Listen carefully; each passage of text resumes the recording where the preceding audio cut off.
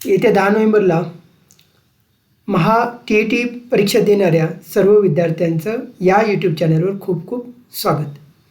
आपण या चॅनलवर एक सिरीज लॉन्च केलेली आहे, ज्यामध्ये आपण यापूर्वी झालेल्या ज्या परीक्षा आहेत, टीचे जे पेपर आहेत, त्याचं विश्लेषण आपण या चॅनलवर घेत आहोत. आतापर्यंत आपण जो नोव्हेंबर 2021ला जो पेपर झाला होता, पेपर 1, त्याचे 5च्या 5 भाग आपण ऑलरेडी अपलोड केलेले आहेत, ज्यामध्ये मराठीचे 30 प्रश्न, इंग्रजीचे 30 प्रश्न, अध्यापनशास्त्राचे 30 प्रश्न, परिसर अभ्यासाचे 30 प्रश्न आणि गणिताचे 30 प्रश्न असे 5 व्हिडिओ आपण ऑलरेडी अपलोड केलेले आहेत या चॅनलवर. तर अजूनही तुम्ही ते पाहून घेतले नसेल तर नक्की पाहून घ्या. आज आपण सुरुवात करतो आहे पेपर 2, जो नोव्हेंबर 2021ला घेतला होता, आणि त्यामधील मराठी पेपरचे 30 प्रश्न आपण या ठिकाणी डिस्कस करणार आहोत. व्हिडिओ शेवटपर्यंत बघा. नक्कीच तुम्हाला येत्या परीक्षेमध्ये प्रश्न कसे येतात आणि त्या प्रश्नांना कशाप्रकारे टॅकल करायचं हे समजेल. चला, वेळ वाया न घालवता आपण सुरुवात करूया आजच्या व्हिडिओला. पहिला प्रश्न काय म्हणतो बघा. पहिल्या प्रश्नात दिले आपल्याला, दिलेली मन पूर्ण करा. दिलेली मन पूर्ण करायची काय म्हटले बघा. ज्याची खावी पोळी त्याची डॅश. काय येणार. करावी चाळी येतं का, नाही येत. करावी निंदा येतं का, नाही. ज्याची पोळी खावी त्याची झोळी भरावी का, नाही. तर त्याची वाजवावी टाळी असं म्हटलं जातं. चला बघूया पुढचा प्रश्न. सम्राट सिंह या नाटकाचे लेखक कोण आहेत. तर सम्राट सिंह या नाटकाचे लेखक आहेत बघा प्र के अत्रे. चला बघूया पुढचा प्रश्न. सांध्य पर्वातील वैष्णवी या काव्यसंग्रहाचे कवी कोण आहेत. तर या काव्यसंग्रहाचे कवी आहेत कवी ग्रेस. चला बघूया पुढचा प्रश्न. संबोधनयुक्त. संबोधन आपण शिकलो असणार. संबोधन म्हणजे काय बघा. आपण म्हणतो मुलानो, हे नो जे असतं ते असतं संबोधन. मुलानो हे संबोधन असतं बघा. इकडे देवी संबोधन आले का, नाही. देवतानो काय आले या ठिकाणी, संबोधन आले. देव तर प्रथमेत आहे, देवतासुद्धा प्रथमेत आहे, म्हणजे आपला बरोबरचा पर्याय बघा, पर्याय क्रमांक बी, देवतानो. पंतप्रधान म्हणाले की युवकांनी उद्यमशील बनावे. वाक्यप्रकार ओळखा. आता इथे केवळ वाक्य दिले. केवळ वाक्यामध्ये एकच कर्ता आणि एकच क्रियापद असतं. म्हणजे मी सकाळी लवकर उठलो किंवा उठतो, हे झालं केवळ वाक्य. लवकर उठतो हे झालं केवळ वाक्य, ज्याच्यामध्ये एकच कर्ता आणि एक क्रियापद आहे. संयुक्त वाक्य म्हणजे काय बघा. आपण उभयान्वयी अव्यय आपल्याला माहीत आहे. 2 प्रकारचे उभयान्वयी अव्यय असतात. एक असतं प्रधानत्वसूचक आणि एक असतं गौणत्वसूचक. मग प्रधानत्वसूचकपासून बनलेल्या वाक्यांना काय म्हणतो आपण, संयुक्त वाक्य म्हणतो. आणि गौणत्वसूचक वाक्याने बनलेले, शब्दाने बनलेल्या वाक्यांना आपण काय म्हणतो, मिश्र वाक्य म्हणतो. मिश्र वाक्य म्हणतो. मिश्र वाक्य, मिश्र वाक्य म्हणतो. मग संयुक्त वाक्य कसं ओळखायचं. 2 अर्थपूर्ण वाक्य जोडलेली असतात. अर्थपूर्ण वाक्य म्हणजे त्यांना वेगळं केलं तर 2 अर्थपूर्ण वाक्य मिळतात. इथे मात्र एकमेकांवर अवलंबून असतात वाक्य. वाक्य एकमेकांवर अवलंबून असतात, ज्यांना स्वतंत्र करता येत नाही.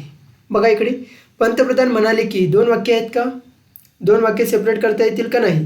तर एकमेकांवर यांचा अर्थ डिपेंड आहे, म्हणून संयुक्त वाक्य होणार का, नाही. केवळ वाक्य तर होणारच नाही. वाक्य रूपांतर असं काहीच नसतं. तर आपला बरोबरचा पर्याय बघा मिश्र वाक्य. चला पुढचा बघूया. काय म्हटलं. भरधाव यामधील उपसर्ग म्हटले. उपसर्ग शब्दाच्या आधी लागतो आणि प्रत्यय शब्दाच्या नंतर लागतो.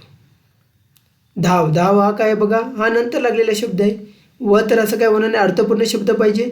भ सुद्धा होणार नाही, अर्थपूर्ण शब्द पाहिजे. भर, भर हा काय आहे, उपसर्ग आहे. आई वडील यांना पत्र लिहिताना कोणता अचूक मायना लिहावा. कोणता लिहावा बघा, तीर्थरूप. कोणता लिहावा, तीर्थरूप असं लिहिलं जातं. त्यानंतर मराठी वर्णमालेचे अम आणि आहा यांना काय म्हणतात, तर यांना म्हणतात स्वरादी. बाराखडी तर म्हणणार नाहीत, व्यंजन तर ती नाहीतच आहेत, शब्द तर होणारच नाहीत बघा. म्हणजे बरोबर पर्याय आपल्याला जर शोधायचं असेल, नुसतं वाचलं, आपल्याला जर माहीत सुद्धा नसेल स्वरादी आहे, तरी पण आपण या उत्तरापर्यंत पोचू शकतो. पुढे काय म्हटलं. भास्कर या शब्दातील योग्य अचूक लघु गुरुक्रम ओळखा. भा म्हटले. भा म्हणजे काय झालं बघा, गुरु. गुरु कसं दाखवतात, डॅशने दाखवतात. नंतर स्क, स्क काय झाले, लघु. लघु कसं दाखवतो आपण, युने दाखवतो. आणि रसुद्धा काय आहे बघा, लघु. लघु कशाने दाखवतात, युने. बघा बरोबरचा पर्याय आहे पर्याय क्रमांक ए. त्यानंतर पुढे आपल्याला उत्तरं दिले, उत्तरं एकदा वाचूया. दत्ताला अनेक गुरु होते. याचा अर्थ असा की माणसाला शिकायचे असेल तर त्याला सर्वत्र गुरु आणि शिक्षक भेटत असतात. जिज्ञासूला पर्वतातून प्रवचन आणि निर्जरादर संगीत ऐकायला मिळतं, असं पंडित नेहरूंनी सांगितलं आहे. परदेशी असताना असे अनेक मणी हाती लागले का विश्वाच्या वाटेवरून तुम्ही एकदाच वाटचाल करणार आहात. करता येईल तितक्या लोकांना तुम्ही आनंदित करा, अशा आशयाची एक इंग्रजी कविता आहे. इटालिक माणूस तिचे शब्दशः पालन करीत आहे. स्वतः आनंदात राहून इतरांना आनंदी करण्याचा तो प्रयत्न करतो. सुखक जीवन ला दोल्चे व्हिता हा त्यांचा एक राष्ट्रीय मंत्रच झालेला आहे. गोव्यात या वृत्तीला सुशेगाद म्हणतात. पोर्तुगीजांच्या दीर्घ सहवासामुळे गोवेकरांना मिळालेला हा वारसा असावा. चला पुढे बघू. दत्ताला अनेक गुरु भेटण्याचे कारण कोणते, तर शिकण्याची आवड. इथेच म्हटले बघा, काय म्हटले, माणसाला शिकायचे असेल तर त्याला सर्वत्र गुरु भेटतात. ठीक आहे, शिकायची आवड असले तरच गुरु भेटतील. गोवेकरांना पोर्तुगीजकडून कोणता वारसा प्राप्त झाला, इथे म्हटले बघा, दीर्घ सहवासामुळे गोवेकरांना मिळालेला वारसा. कुठे म्हटले बघा, सुशेगाद. कोणता शब्द आहे, सुशेगाद हा काय मिळालेला आहे, वारसा मिळालेला आहे. इटालियनचा राष्ट्रीय मंत्र कोणता, इकडे बघा, ला दोल्चे व्हिता हा त्यांचा राष्ट्रीय मंत्र झालेला आहे असं म्हटलेलं आहे. पर्याय क्रमांक डी. चला बघूया. वाऱ्यावर सोडणे या अर्थाचा वाक्प्रचार कोणता. बघा, आपल्याला वाक्प्रचार विचारले, अर्थ नाही विचारले. अर्थ विचारला असतं तर आपण त्याग करणे म्हटलं असतं, परंतु ओवाळून टाकणे हा वाक्प्रचार बरोबर होईल, कारण म्हणतो ना आपण वाऱ्यावर सोडलं. लेखन नियमानुसार अचूक शब्द कोणता, तर पृथक्करण हा शब्द बरोबर आहे. सलाते सलानाते हे विभक्ती प्रत्यय कोणत्या विभक्तीत आहेत, आपल्याला सर्वांना माहिती आहे, द्वितीय आणि चतुर्थी यांचे जे विभक्ती प्रत्यय आहेत ते सलाते सलानाते आहेत. चला बघूया पुढचा प्रश्न. वचनानुसार अचूक असलेले शब्द. वचन म्हणजे एक वचन आणि अनेक वचन आपल्याला बघायचं आहे. बघा, भाषा भाषा, एक भाषा अनेक भाषा हे तर बरोबर आहे. सभा, एक सभा अनेक सभा हे पण बरोबर आहे. एक आज्ञा अनेक आज्ञा हे सुद्धा बरोबर आहे. पण भाषण आणि भाषणाचं अनेक वचन सांगा बरं, काय असेल, भाषणे. काय असतं, भाषणे. इथे काय दिले, भाषण. म्हणजे हा पर्याय काय आहे, चुकीचा. म्हणजे आपलं बरोबरचं उत्तर कोणतं, पर्याय क्रमांक सी, कारण अचूक नसलेली. प्रश्न नीट वाचला पाहिजे. चला बघा पुढचा प्रश्न काय म्हणतोय, वाचा प्रश्न.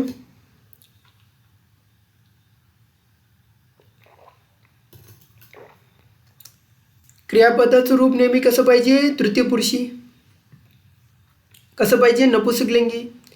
एकवचनी पाहिजे व स्वतंत्र असणारा प्रयोग कोणता म्हटलंय, तर बघा, कर्तरी असतो, कर्मणी प्रयोग असतो आणि भावी प्रयोग असतो. जेव्हा कर्त्याला प्रत्यय नसतो तेव्हा तो असतो कर्तरी. म्हणजे माळी फूल तोडतो. त्यानंतर कर्मणी, माळ्याकडून फूल तोडले गेले, कर्त्याला प्रत्यय लागला.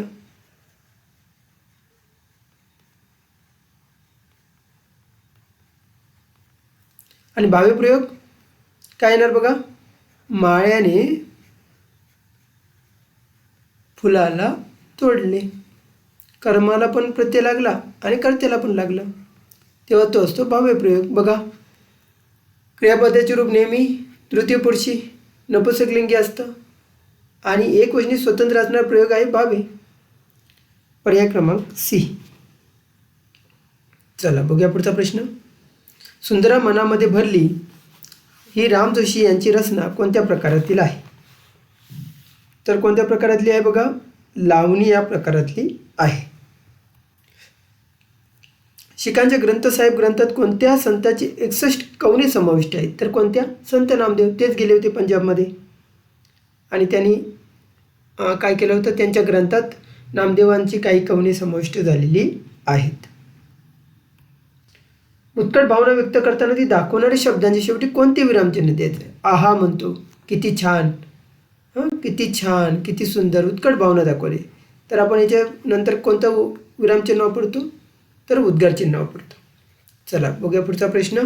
प्रश्न क्रमांक 21. य य य य हे गणक असणारे वृत्त कोणते? तर ते आहे बघा भुजंग प्रयाण. तर आपण बघूया बाकीच्यांचं पण कसं असतं. इंद्रवज्रा. इंद्रवज्रामध्ये किती अक्षर आहेत बघा 11. आणि याचा गण कसा असतो? तत ज गग. तत ज गग. त्यानंतर वसंत तिलका. वसंत तिलकामध्ये किती अक्षर असतात? 14. आणि याचा गण कसा असतो? तभज गग. तभज गग. त्यानंतर मालिनी. मालिनीमध्ये अक्षरे किती आहेत बघा? 15. आणि याचा गण कसा आहे बघा? ननम यय. चला बघूया पुढचा प्रश्न. प्रश्न क्रमांक 22. उपमेयाला उपमेयाचीच उपमा दिली जाते तेव्हा कोणता अलंकार होतो? तर कोणता अलंकार होतो बघा? कोणता अलंकार होतो? अनन्वय. मग कोणतं उदाहरण आहे बघा? आईसारखी आईच. म्हणजे उपमेयाला कशाची उपमा दिली जाते? उपमेयाचीच. आईसारखी आईच. त्यानंतर अनुप्रास कधी होतो? एकाच अक्षराची काय होती? पुनरावृत्ती होते. अक्षराची पुनरावृत्ती झाली तर अनुप्रास होतो. म्हणजेच इंग्लिशमध्ये आपण काय म्हणतो? रेपिटिशन म्हणतो.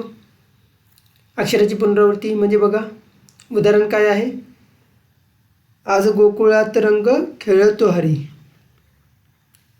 आज गोकुळात रंग खेळतो हरी, राधिका जरा जपून जा तुझ्या घरी. र अक्षर काय होतं? रिपीट होते. त्यालाच अनुप्रास म्हणतो. अतिशयोक्ती म्हणजे एखादी गोष्ट फुगवून सांगणे. ती रडली समुद्राच्या समुद्र. असं कधी होणार आहे का? समुद्र एवढं कोण रडू शकतं का? पण अतिशयोक्ती केलेली आहे. समुद्र रडलेली आहे, अतिशयोक्ती झाली. आणि दृष्टांत म्हणजे काय बघा? दाखला देणे. एखादी गोष्ट दाखला देऊन सांगणे. उदाहरण काय सांगता येईल? लहानपण देगा देवा मुंगी साखरेचा रवा.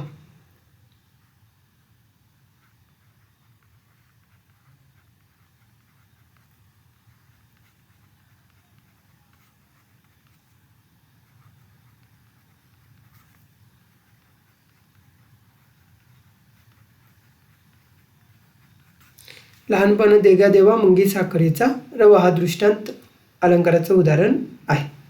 चला बघूया विस्मय. विस्मय म्हणजे काय? आश्चर्यचकित होणे. कुठं दिले बघा? अद्भुत. हाच रस आहे तिचा.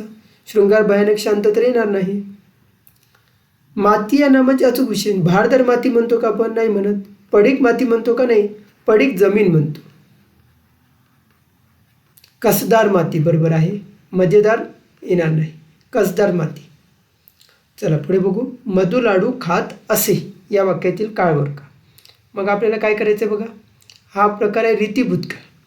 बरोबर आहे का? खात असे. मग रीती वर्तमान काळ कसं असणार आहे बघा? मधु लाडू खात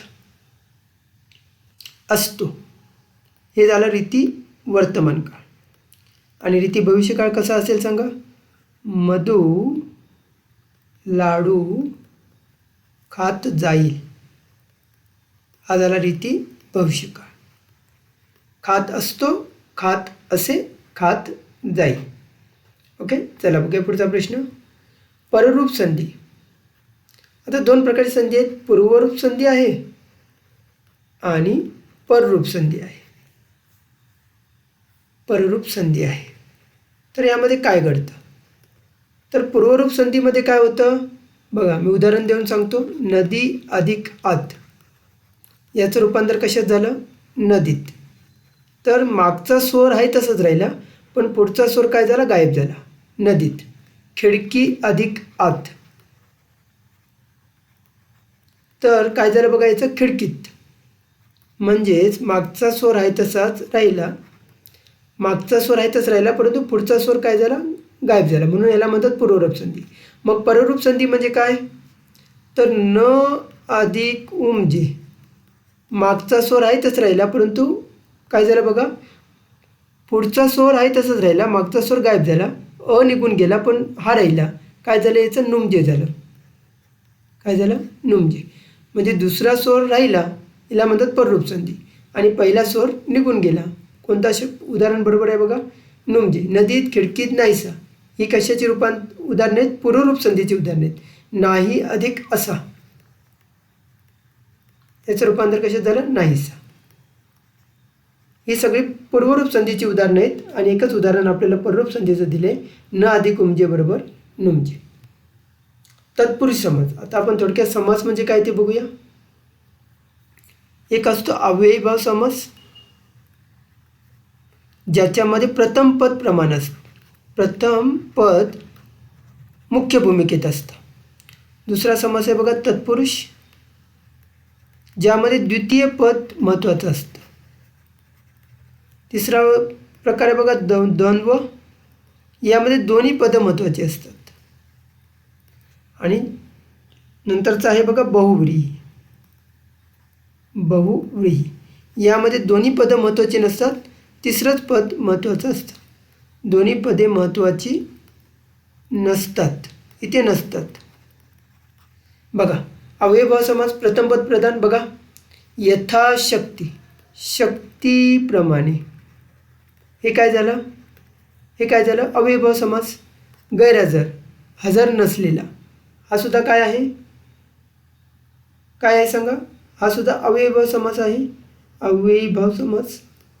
आणि दररोज हा सुद्धा अव्ययीभाव समास आहे कारण प्रथम पद मुख्य भूमिकेत. म्हणजे आपला बरोबर पर्याय कोणता भवसागर. म्हणजेच काय येणार बघा भवसागर म्हणजेच काय विश्वरूपी सागर. आणि अगदीच डिटेलमध्ये जर याचं उदाहरण बघितलं तर हा कोणता आहे बघा कर्मधारय समास आहे. कर्मधारय समास उपप्रकार जर बघितला तर आहे तो कर्मधारय समास. ओके मला वाटतं हा समासाचा पॉईंट क्लिअर झाला असेल. बघूया पुढचा प्रश्न. अनुराग या शब्दाचा समानार्थी शब्द विचारले तर कोणता आहे बघा प्रेम. विरुद्धार्थी शब्दाची अचूक नसलेली जोडी. बघा प्रश्न नीट वाचायला शिका. धरती आकाश बरोबर आहे. होय नाही बरोबर आहे. अवघड सोपे बरोबर आहे. सुलभ सोपे. सुलभच्या विरुद्धार्थी शब्द काय पाहिजे होता कठीण. म्हणजे हा आपला बरोबरचा पर्याय क्रमांक डी कारण नसलेली जोडी विचारलेली आहे. अचूक शब्द कोणता येणार बघा आदरणीय. हा शब्द अचूक आहे.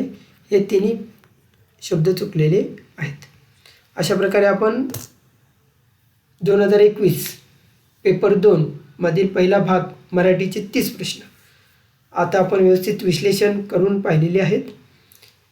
तुम्हाला नक्कीच येत्या 10 नोव्हेंबरच्या परीक्षेला याचा नक्कीच फायदा होईल. नेमके प्रश्न कसे विचारतात आणि त्याला टॅकल कसं करायचं हे तुम्हाला या व्हिडिओच्या माध्यमातून कळलं असेल. व्हिडिओ शेवटपर्यंत बघितल्याबद्दल खूप खूप धन्यवाद. व्हिडिओ आवडला असल्यास लाईक करा, कॉमेंट करा, आपल्या मित्रपरिवारामध्ये शेअर करा आणि असंच या चॅनलला ट्यून राहा. म्हणजे तुम्हाला याच्या अजूनही आपण सर्व पेपर जेवढे पेपर झाले 2013 पासून त्याचे एक व्हिडिओ अपलोड करतो आहे आणि तुम्हाला नक्कीच त्याचा फायदा होईल. आणि खूप सारे प्रश्न डिस्कस होत आहेत. त्याच्याबरोबर मी ऑप्शनमध्ये काय चुकीचं आहे काय बरोबर आहे ते सुद्धा सांगतो आहे. खूप चांगली तुमची रिव्हिजन होईल तुम्ही अभ्यास केला असेल तर. नसेल अभ्यास केला तर तुम्हाला अभ्यासाला नक्कीच दिशा मिळेल की कशाप्रकारे प्रश्न येतात आणि कोणत्या टॉपिकवर तुम्हाला भर दिला पाहिजे.